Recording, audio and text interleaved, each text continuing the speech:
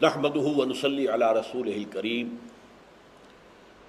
اما بعد فقد قال الله تبارك وتعالى كما ورد في سورة الحديد اعوذ بالله من الشيطان الرجيم بسم الله الرحمن الرحيم هو الذي خلق السماوات والارض في 6 ايام ثم استوى على العرش يعلم ما يلج في الارض وما يخرج منها وما ينزل من السماء وما يعرج فيها وَهُوَ مَعَكُمْ أَيْنَمَا كُنْتُمْ وَاللَّهُ بِمَا تَعْمَلُونَ بَصِيرٌ لَهُ مُلْكُ السَّمَاوَاتِ وَالْأَرْضِ وَإِلَى اللَّهِ تُرْجَعُ الْأُمُورُ يُولِجُ اللَّيْلَ فِي النَّهَارِ وَيُولِجُ النَّهَارَ فِي اللَّيْلِ وَهُوَ عَلِيمٌ بِذَاتِ الصُّدُورِ صدق اللہ العظیم۔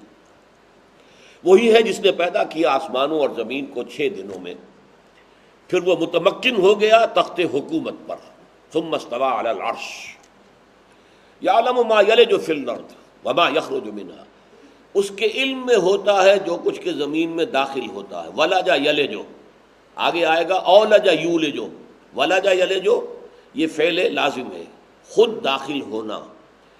ما یلج فی الارض، جو کچھ کے زمین میں داخل ہوتا ہے، وما یخرج منها، اور جو کچھ اس میں سے نکلتا ہے۔ زمین میں داخل کیا ہوتا ہے؟ بیج بھی زمین میں، آپ کو معلوم ایک درخت اوپر ہے، اس میں کوئی پھل لگا ہوا ہے، کوئی پھلیاں ہیں وہ پھٹتی ہیں، وہ بیج جو ہے اسی زمین کے اندر پھر دفن ہوتے ہیں۔ اور دوسرے پانی کا قطرہ، بارش ہوتی ہے اور پانی کے قطرات زمین میں جذب ہوتے ہیں، ان دونوں سے پھر نباتات پیدا ہوتی ہے۔ بیج پڑے ہوتے ہیں لیکن یہ کہ وہ ڈورمنٹ ہے، پانی آتا ہے، اور پانی کو کہا گیا مبدأ حیات۔ ہر زندہ شے جو ہے اس زمین کے اوپر، یہ جو زمین ہے ہماری، اس میں جو بھی حیات ہے وہ نباتاتی ہو یا حیواناتی ہو، اس میں مبدأ حیات جو ہے پانی ہے، مادہ وجود جو ہے وہ مٹی ہے، کرسٹ آف دی ارتھ، اس سے بنا ہے جو کچھ بنا ہے، لیکن زندگی جو اس میں آتی ہے وہ پانی سے آتی ہے۔ فرمایا وہ جانتا ہے جو کچھ کے داخل ہوتا ہے زمین میں اور جو کچھ نکلتا ہے اس سے، اور جو کچھ کے اترتا ہے آسمان سے اور جو کچھ کے چڑھتا ہے اس میں۔ آسمان سے بارش بھی آتی ہے، پھر یہ کہ بخارات اٹھ کر بھی فضا میں اوپر جاتے ہیں۔ سما کے معنی اصل میں لغوی معنی تو ہے بلندی، لیکن ایک اور شے بھی ہے، وہ سما جو ہے 7 سماوات، ان میں سے بھی اس سما سے فرشتے اترتے ہیں، اللہ کے احکام لے کر نازل ہوتے ہیں۔ اور پھر جیسا کہ سورہ سجدہ میں فرمایا گیا، یہ 1000 سال، ہمارے حساب سے 1000 سال کا ایک پروگرام ہے جو اللہ تعالیٰ کی طرف سے فرشتوں کو دے دیا جاتا ہے۔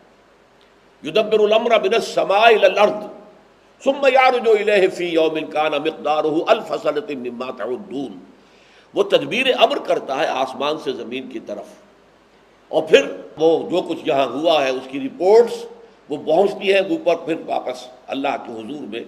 تو گویا کہ 1000 سال ہمارے حساب سے اس دنیا کے معاملات کے چلانے میں اللہ کا ایک یونٹ ہے۔ یہی بات تھی اصل میں آپ کو توجہ دلا دوں کہ جب حضور صلی اللہ علیہ وسلم کی نبوت پر 1000 سال گزر گئے، 11ویں صدی شروع ہو رہی تھی، تو یہ خیال پیدا ہوا کہ محمد کی نبوت کا دور ختم ہو گیا صلی اللہ علیہ وسلم۔ اور یہ خیال پیش کرنے والے کو اجڑدار لوگ نہیں تھے، ابو الفضل اور فیضی جیسے زبردست علماء تھے جنہوں نے اکبر کو یہ پٹی پڑھائی۔ اکبر جاہل تھا مطلق، اس کے ذہن میں کہاں یہ چیزیں آ سکتی تھیں، لیکن درباری علماء جو ہوتے ہیں علماء سو، اور ان کی جہاں تک مہارت کا تعلق ہے، ان میں سے ایک نے بے نقط تفسیر لکھی ہے قرآن کی، پورے قرآن کی تفسیر جس میں نقطے والا کوئی لفظ نہیں آیا۔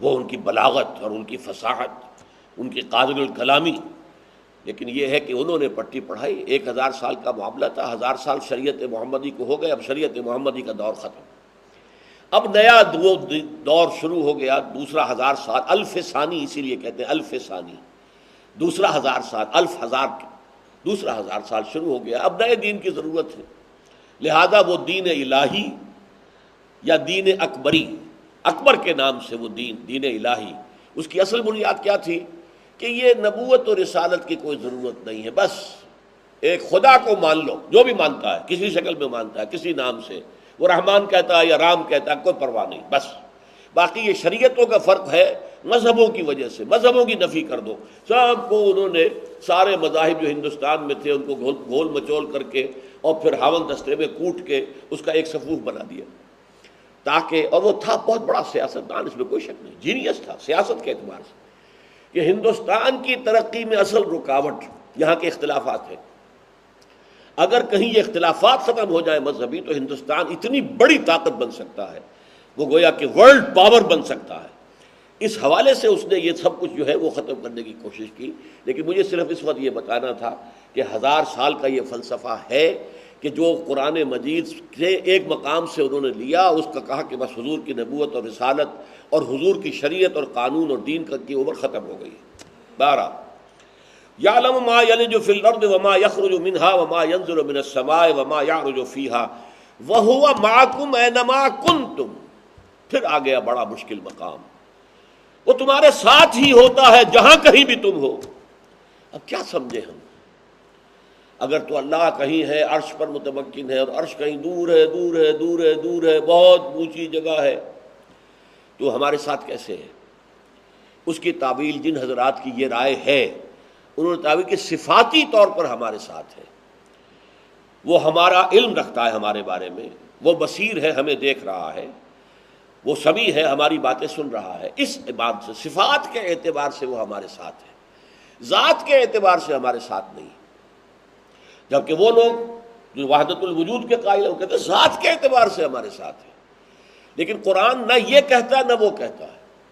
گویا کہ قرآن کا ایک ماننے والا عام مسلمان بس یہ یقین رکھے کہ ہم جہاں بھی ہوں اللہ ہمارے ساتھ ہے، بس کیسے ہے چھوڑ دیجئے اس کو۔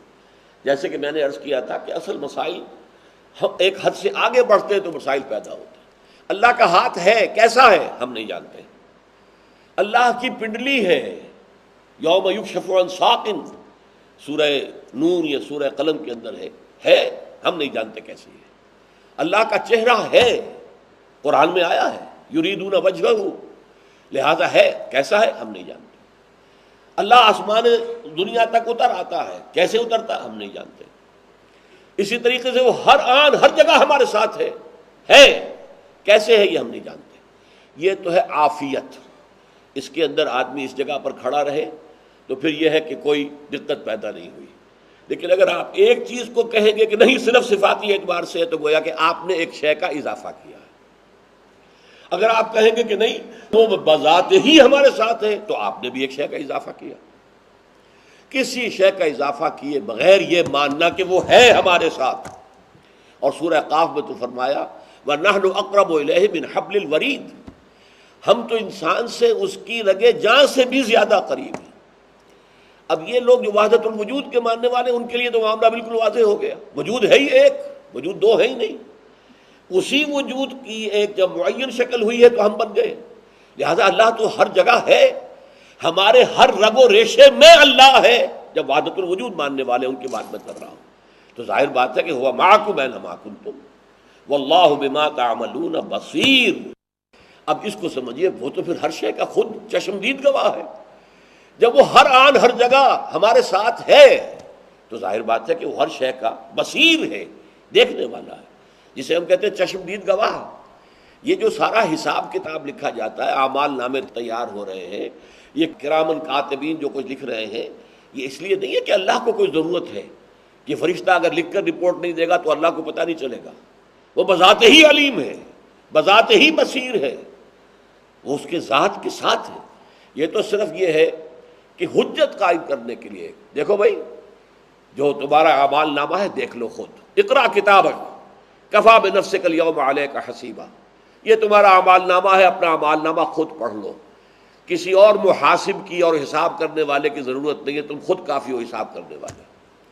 یا جسے میں آج کل تعبیر کیا کرتا ہوں کہ ایک بہت بڑا کمپیوٹر ہے، ووضع الکتاب، وہ کتاب جو ہے وہ کمپیوٹر، وہ لا کر رکھ دیا جائے گا میدان حشر میں۔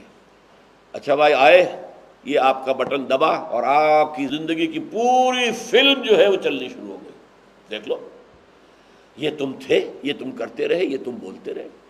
اور آج کا انسان جس طرح سمجھ سکتا ہے اسے آپ، ظاہر بات ہے کہ آج سے 100 برس پہلے 200 برس پہلے کے انسان کو اس پر ایمان بالغیب کی بڑی شدید ضرورت تھی، کہ بس مانو کہ ہر شے ایک ذرہ بھی نہیں ہوگا. فَمَن يَعْمَلْ مِثْقَالَ ذَرَّةٍ خَيْرًا يَرَهُ وَمَن يَعْمَلْ مِثْقَالَ ذَرَّةٍ شَرًّا يَرَهُ. عقل انسانی میں کیسے آ سکتا تھا کہ ہر ذرہ محفوظ ہو سکتا ہے عمل کا؟ آج محفوظ ہو سکتا ہے.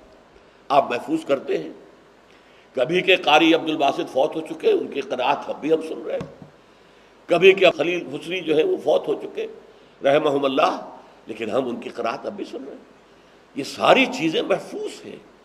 تو اس لیے ہوا معکم اینما کنتم. اور یہ چیز جو ہے بندہ مومن کے لیے قوت، استقامت اور مقاومت کی سب سے بڑی بنیاد ہے. میرا اللہ میرے ساتھ ہے، مجھے کس کا خوف؟ چنانچہ دو مقامات پر حضرت موسیٰ علیہ السلام کے بارے میں بھی آیا.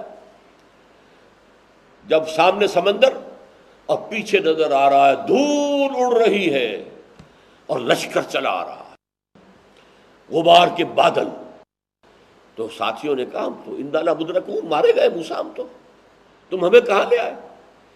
چلو ہم وہاں تھے، غلام تھے، محنت کرتے تھے، مشقت کرتے تھے، زندہ تو تھے نا، اب تو ہم ختم ہو جائیں گے. کلا ان معی ربی سیہدین. معی ربی کیا کہا حضرت موسیٰ؟ نہیں، ہرگز نہیں، میرے ساتھ میرا رب ہے اور وہ مجھے راستہ دے گا. یہدین، دکھائے گا مجھے راستہ. جس پر اللہ کی طرف سے وحی آئی، اس سمندر کے اوپر اپنا عصا دے مارو، اور اس کے بعد سمندر پھٹ گیا، وہ نکل گئے.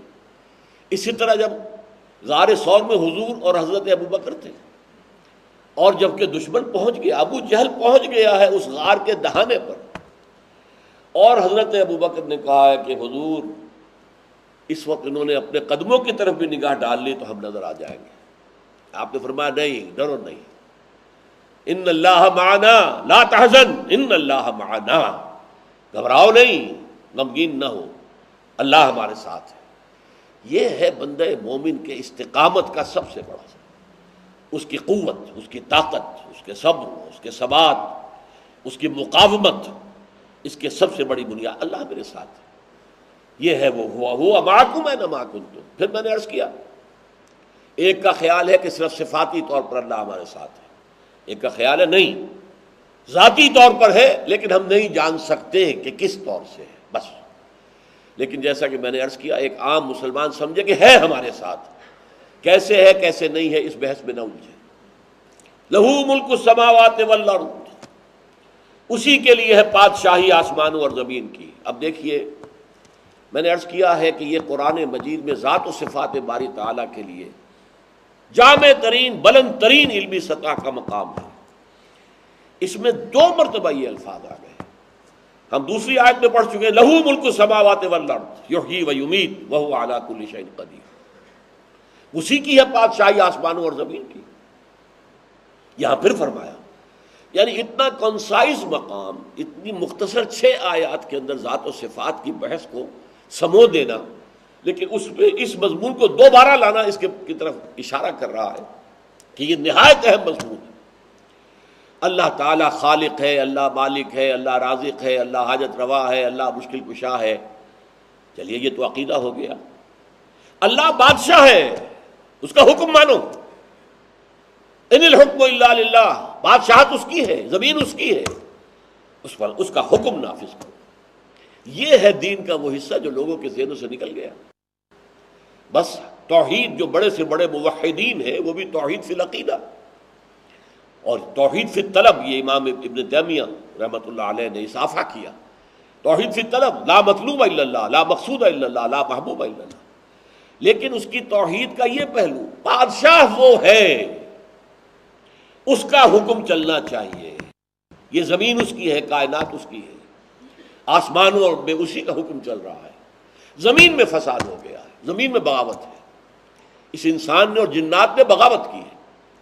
ان کو کچھ اختیار دیا گیا تھا، تھوڑا سا اختیار تھا. کتنا اختیار ہے ذرا کبھی اندازہ کیجئے. مجھے اپنے وجود پر اختیار نہیں ہے. میری زندگی اس قلب کی حرکت سے ہے، کیا میرے کنٹرول میں ہے؟ یہ اس حرکت کا کوئی کنٹرول میرے پاس ہے؟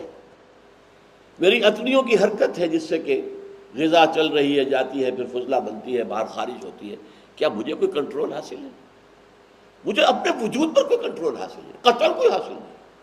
اللہ تعالیٰ کا قانون میرے اندر جاری و ساری ہے، میرے ایک ایک سیل پر اللہ کے قانون کی حکومت ہے۔ خون کی گردش ہو رہی ہے، وہ میرے اختیار میں تو نہیں ہے۔ کوئی ایک سیل بھی ایسا ہو کہ جو خون کی اس گردش سے استفادے سے محروم رہ جائے، اٹ ول بی ڈیڈ۔ تو معلوم یہ ہوا کہ کتنی ہماری، پھر سوچئے ہمیں ہندوستان میں پیدا کر دیا گیا، کیا میرا چوائس تھا؟ آپ کا چوائس تھا؟ ہمیں جس ماحول میں پیدا کیا گیا، کیا یہ میرا اور آپ کا چوائس تھا؟ ہم جن والدین کے ہاں پیدا ہوئے ہیں، کیا یہ ہمارا چوائس تھے؟ ہمیں جو جینز ملے ہیں، کیا یہ ہمارا چوائس تھے؟ تو ہم تو جکڑے ہوئے ہیں۔ اسی وجہ ہے کہ بہت سے لوگوں نے کہا کہ انسان مجبور محض ہے۔ نہیں، مجبور محض نہیں ہے۔ جو کچھ اللہ نے دیا ہے، اس سے ہمارا ایک شاکلہ تیار ہو گیا ہے، ایک پیٹرن بن گیا ہے شخصیت کا۔ اس پیٹرن سے باہر ہم نہیں جا سکتے، جس کو ہم انگریزی میں کہتے ہیں we can't outgrow over skin. میں جتنا موٹا ہوں اور موٹا ہو جاؤں گا اور موٹا ہو جاؤں گا تو میری جو یہ کھال ہے پھیلتی جائے گی، میں اپنی کھال سے باہر تو نہیں نکل سکتا۔ تو اسی طریقے سے وہ جو شاکلہ بن گیا ہے، اس شاکلہ سے باہر آپ نہیں جا سکتے، بٹ ود ان دیٹ شاکلہ خیر اور شر کا اختیار آپ کو دے دیا گیا ہے۔ اچھا کرے کم، برا کام کرے، اس کا اختیار ہے، اما شاکرا و اما کفورا۔ چاہے شکر گزار بن جاؤ، چاہے کفران نعمت کی روش اختیار کر لو۔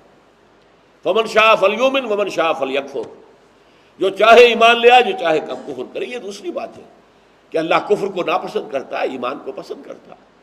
اللہ بدی کو ناپسند کرتا ہے، نیکی کو پسند کرتا ہے، لیکن اختیار تمہیں دے دیا گیا ہے۔ لیکن سب سے بڑی بات کیا ہے کہ جو تمہارا اختیار والا حصہ ہے، اس میں تم نے یہ ہلدی کی گانٹھ جو تمہیں دی گئی تھی، تم پنساری بن کر بیٹھ گئے ہو۔ We are sovereign. Sovereignty belongs to him alone. سروری زیبا فقط اس ذات بے ہمتا کو ہے، حکمراں ہے ایک وہی، باقی بتانے آسری۔ یہ پاپولر ساورنٹی کا کنسپٹ اس وقت بدترین شرک جو ہے وہ یہ ہے۔ بڑے سے بڑے موحدین بھی اس کو نہیں جانتے۔ وہ زیادہ سے زیادہ بات کریں گے تو وہی جو ہمارے اسلاف نے باتیں کی ہیں، قبر پرستی شرک ہے، کسی کو پکارنا، دعا کرنا سوائے اللہ کے، کسی بھی نبی کا نام لے کر دعا کرنا، کسی ولی اللہ کا دعا کرنا، یہ شرک ہے، یہ تو مان لیں گے۔ لیکن یہ کہ اس وقت ہیومن سوورنٹی سب سے بڑا شرک، میٹیریلزم، میٹر اور قوانین قدرت کو اتنا اٹل سمجھنا کہ اللہ بھی اس کو نہیں توڑ سکتا۔ وہ تو اب بن گیا، اس کے ہاتھ بن گئے، وہ کک مار کر اب بیٹھا ہوا ہے اپنی جگہ پر، اب وہ اس فٹ بال کے اوپر اس کا کوئی کنٹرول نہیں ہے۔ وہ تو اگر کوئی وہ فرکشن نہ ہو ہوا میں یا زمین میں تو وہ چلتی جائے گی۔ Every thing continues in its state of rest or of uniform motion along a straight line unless acted upon by an external force. This is the first law of motion of Newton. وہ چلتا جائے۔ نہیں، اللہ تعالیٰ نے اس کائنات کو بنایا، وہی حاکم ہے، ہر آن ہر لحظہ اس کا حکم جاری و ساری ہے، اس کے اذن کے بغیر کچھ نہیں ہوتا۔ وہ جب چاہے اپنے قوانین طبیع کو توڑ کر اور اپنی خصوصی مشیت اور خصوصی قدرت کا اظہار کر سکتا ہے۔ تو یہ اصل لہو ملک السماوات والارض، میں اس سے پہلے بھی عرض کر چکا ہوں، العزیز اور الحکیم، یہ دو اسماء ان صورتوں میں نہایت کثرت کے ساتھ وارد ہوئے۔ اور اللہ کا الملک ہونا، بادشاہ، کس شان کے ساتھ آیا ہے؟ سورہ جمعہ کے شروع میں یسبح للہ ما فی السماوات و ما فی الارض الملک القدوس العزیز الحکیم۔ الملک پہلے ہے۔ سورہ حشر کے آخر میں وہ آیت جس میں کہ سب سے بڑا گلدستہ قرآن مجید میں اللہ تعالیٰ کے اسماء آیا ہے، الملک القدوس السلام المومن المہیمن العزیز الجبار المتکبر۔ یہ اسماء، یہ وہ چیز ہے جو ہمارے ذہنوں سے اوجھل ہو گئی۔ دینداری، باطل کے نظام کے تحت ہم دیندار ہیں، نماز روزہ کرتے ہیں، باطل کے نظام کو ذہناً تسلیم کیا ہے تو آپ اللہ کے غدار ہیں، آپ اللہ کے باغی ہیں۔ ڈونٹ ریکنسائل ود اٹ، ذہناً تسلیم نہ کرو، لیو انڈر اٹ انڈر پروٹیسٹ، مجبوراً رہ رہے ہیں، پسند نہیں کرتے، ہمیں یہ نظام پسند نہیں ہے، اور تن من دھن اس نظام کو ختم کر کے اللہ کی بادشاہی کے نظام کو قائم کرنا، اس کو اپنی زندگی کا مقصد سمجھو۔ اس موضوع پر پھر سورہ حدید کے آخر میں بھی بات آئے گی، اور پھر یہ کہ سب سے زیادہ وضاحت کے ساتھ انہی صورتوں میں سے سورہ صف ہے کہ جس میں کھل کر بات آئی کہ انبیاء اور رسل میں حضور صلی اللہ علیہ وسلم کی امتیازی شان ہی یہ ہے کہ آپ کو بھیجا گیا ہے کہ نظام حق کو قائم کرے اور نافذ کرے. صرف واعظ نہیں، صرف ناصح نہیں، صرف مبلغ نہیں، صرف معلم نہیں، صرف مربی نہیں، صرف مزکی نہیں، یہ سب کچھ بھی، لیکن ان سب سے اوپر لِيُظْهِرَهُ عَلَى الدِّينِ كُلِّهِ هُوَ الَّذِي أَرْسَلَ رَسُولَهُ بِالْهُدَى وَدِينِ الْحَقِّ لِيُظْهِرَهُ عَلَى الدِّينِ كُلِّهِ لَهُ مُلْكُ السَّمَاوَاتِ وَالْأَرْضِ. آسمانوں اور زمین کی بادشاہی اسی کی ہے. اسی میں ہمیشہ کوٹ کیا کرتا ہوں بائبل کی بات بھی، جیسے میں نے 6 دنوں کی بات تورات کے حوالے سے بتائی. ان کی جو عیسائیوں کی جو سورہ فاتحہ ہے، لارڈس پریئر اسے وہ کہتے ہیں، بڑے پیارے الفاظ آئے ہیں اس میں. Thy kingdom come, thy will be done on earth as it is in heavens. اے رب تیری بادشاہی آئے، تیری حاکمیت آئے، تیری حکومت اور سلطنت قائم ہو جائے، اور تیری مرضی جیسے آسمانوں میں پوری ہو رہی ہے. یہ سارے گیلیکسیز اللہ کے حکم کے اندر بندھے ہوئے چل رہے ہیں. یہ سورج اور چاند جو ہے وہ اللہ کے حکم کے اندر بندھا ہوا حرکت کر رہا ہے. جیسے تیری مرضی آسمانوں میں پوری ہو رہی ہے، اے رب اس زمین پر بھی تیری مرضی پوری ہو، تیرا حکم نافذ. بس دعا مانگ لینے سے کچھ نہیں ہوتا جب تک کہ اس کے لیے جد و جہد نہ کی جائے، محنت نہ کی جائے. تو فرمایا لہو ملک السماوات والارض وإلی اللہ ترجع الامور. اچھا، پہلی جو آیت آئی تھی نمبر 2، اس میں لہو ملک السماوات والارض کے بعد فرمایا تھا یحیی و یمیت، جس میں میں تفصیل سے بیان کر چکا ہوں. یہ نہیں ہے کہ تم خود زندہ ہو خود مرتے ہو، نہیں، وہ زندہ رکھتا ہے، وہ مارتا ہے. یہاں اس کا دوسرا اسپیکٹ لایا گیا، وإلی اللہ ترجع الامور. ظاہر بات ہے کہ بادشاہت تو اس کے بغیر قائم نہیں ہو سکتی کہ غداروں کو سزا دی جائے، وفاداروں کو انعامات دیے جائیں. کوئی بادشاہت اس کے بغیر نہیں ہو سکتی. باغیوں کو سزا دی جائے اور جو وفادار ہیں ان کو جزا دی جائے، خلعتیں دی جائیں، انعامات دیے جائیں. بالآخر سارے معاملات اسی کی طرف لوٹا دیے جائیں گے. اور یہ ترجمہ نہیں ہے، ترجع الامور، لوٹا دیے جائیں گے. یہ فعل مجہول ہے، کوئی چاہے یا نہ چاہے. ہم تو چاہیں گے کسی طرح یہ مرحلہ نہ آئے، ہمارا حساب کتاب نہ ہو، بلکہ ایسے ہی معاملہ ختم ہو جائے. نہیں، ترجع الامور، لا محالہ، تم چاہو نہ چاہو، خواہی نہ خواہی، سارے معاملات بالآخر اس کی طرف لوٹا دیے جائیں گے. یہ حکومت اور اللہ کی سلطنت، اللہ کی بادشاہی کا وہ لازمی تقاضا ہے، وہ نتیجہ ہے. اسی میں گویا کہ مخفی ہے ایمان بالآخرہ. آخرت کسے کہتے ہیں؟ یہاں ان آیات میں نے کہا تھا ذات و صفات باری تعالیٰ کا بیان ہے. نہ کہیں رسالت کا ذکر آیا ابھی تک، نہ کہیں آخرت کا ذکر آیا، سوائے اس کے وإلی اللہ ترجع الامور. اس میں مضمر ہے سارے معاملات بالآخر اللہ کی طرف لوٹا دیے جائیں. کس لیے؟ فیصلے کے لیے. وہ فیصلہ کرے گا، حساب لے گا، وہ پھر جزا بھی دے گا، سزا بھی دے گا. وَاللَّهِ لَتَمُوتُنَّ كَمَا تَنَامُونَ ثُمَّ لَتُبْعَثُنَّ كَمَا تَسْتَيْقِظُونَ. خدا کی قسم تم سب مرو گے جیسے روزانہ رات کو سو جاتے ہو، اور پھر تمہیں ایک دفعہ ایک دن اٹھا لیا جائے گا جیسے کہ صبح روزانہ تم بیدار ہو جاتے ہو. ثُمَّ لَتُحْسَبُنَّ بِمَا تَعْمَلُونَ. پھر تمہارا حساب لیا جائے گا جو کچھ کہ تم کر رہے ہو. ثُمَّ لَتُجْزَوُنَّ بِالْإِحْسَانِ إِحْسَانًا وَبِالسُّوءِ سُوءًا. پھر تمہیں لازماً بدلہ ملے گا، بھلائی کا بھلا، برائی کا برا. اور وہ کیا ہے؟ وَإِنَّهَا لَجَنَّةٌ أَبَدًا أَوْ لَنَارٌ أَبَدًا. بھلا بدلہ کیا ہوگا؟ جنت ہمیشہ کے لیے، اور برا بدلہ کیا ہوگا؟ جہنم ہمیشہ کے لیے. آخر میں فرمایا یولج اللیل، یہ گویا کہ وہی بات یحیی و یمیت. میں اس سے پہلے آپ کو مقام بتا چکا ہوں. نموت و نحیا، دہری یہ کہے گا ہم خود زندہ رہتے ہیں خود مرتے ہیں. وما یہلکنا الا الدہر، کوئی ہمیں مارنے والا نہیں ہے سوائے دہر کی گردش کے. نہیں، ہم کہتے ہیں اللہ زندہ رکھتا ہے، اللہ مارتا ہے، اللہ حیات دیتا ہے، اللہ ہی موت وارد کرے گا. یہاں اس کو اور مزید تفصیل، یولج اللیل فی النہار ویولج النہار فی اللیل، وہ داخل کر دیتا ہے. میں نے کہا تھا ولج یلج، داخل ہو جانا. یعلم ما یلج فی الارض وما یخرج منها، ولج یلج. یہ اولج یولج باب افعال سے داخل کرنا، وہ داخل کرتا ہے رات کو دن میں. اب اس کے معنی کیا ہے؟ ایک تو وہ مصرع ہے کہ میں اپنے تسبیح روز و شب کا شمار کرتا ہوں دانہ دانہ. ایک تسبیح ہے جس کی کہ ایک دانہ سیاہ ہے ایک سفید ہے، ایک دیا تسبیح حرکت کر رہی ہے، اللہ تعالیٰ حرکت دے رہا ہے. اس میں ایک اور مفہوم ہے کبھی رات دن میں داخل ہوتی ہے، یعنی رات بڑھتی ہے دن گھٹتا ہے، اور کبھی دن بڑھتا ہے اور رات گھٹتی ہے، گویا کہ دن رات میں داخل ہو رہا ہے یا رات دن کے اندر داخل ہو رہی ہے، لیکن یہ خود نہیں ہو رہی۔ یولج اللیل فی النہار، وہ داخل کرتا ہے رات کو دن میں، ویولج النہار فی اللیل، اور وہ داخل کرتا ہے دن کو رات میں، وَهُوَ عَلِيمٌ بِذَاتِ الصُّدُورِ، اور وہ علیم ہے، جاننے والا ہے تمہارے سینوں کے اندر جو کچھ مخفی ہے اس کو بھی۔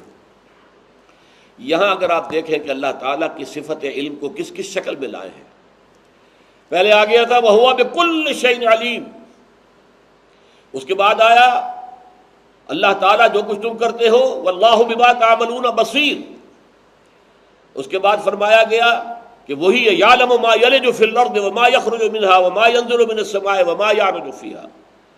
اب اس کی آخری ڈائمنشن کیا آئی؟ جو کچھ تمہارے سینوں کے اندر ہے اللہ اس سے بھی واقف ہے، اور اس کا در حقیقت سورہ تغابن ہم پڑھ چکے ہیں ایمانیات کی بحث میں۔ یعلم ما فی السماوات والارض، وہ جانتا ہے جو کچھ آسمانوں اور زمین میں ہے، وَيَعْلَمُ مَا تُسِرُّونَ وَمَا تُعْلِنُونَ، وہ جانتا ہے اس کو بھی جسے تم چھپاتے ہو اور اسے بھی جسے تم ظاہر کرتے ہو، وَهُوَ عَلِيمٌ بِذَاتِ الصُّدُورِ، اور وہ تو جو کچھ سینوں میں مخفی ہے اس کو بھی جانتا ہے۔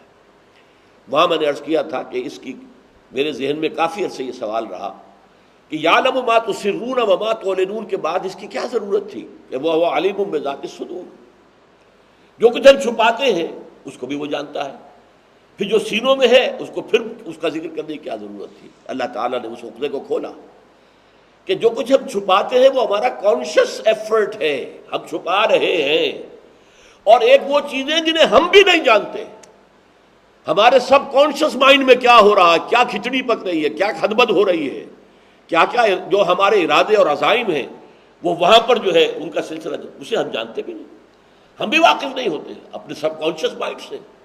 لہذا اللہ اس سب کانشیس مائنڈ سے جسے تم خود واقف نہیں ہو اللہ تعالیٰ اس سے بھی واقف ہے۔ تو صفت علم پر اس قدر ایمفیسس کی ضرورت کیوں ہوئی؟ انسان کو شیطان سب سے بڑا وسوسہ یہ دیتا ہے، اللہ کو ہر چیز کیسے معلوم ہو سکتی ہے؟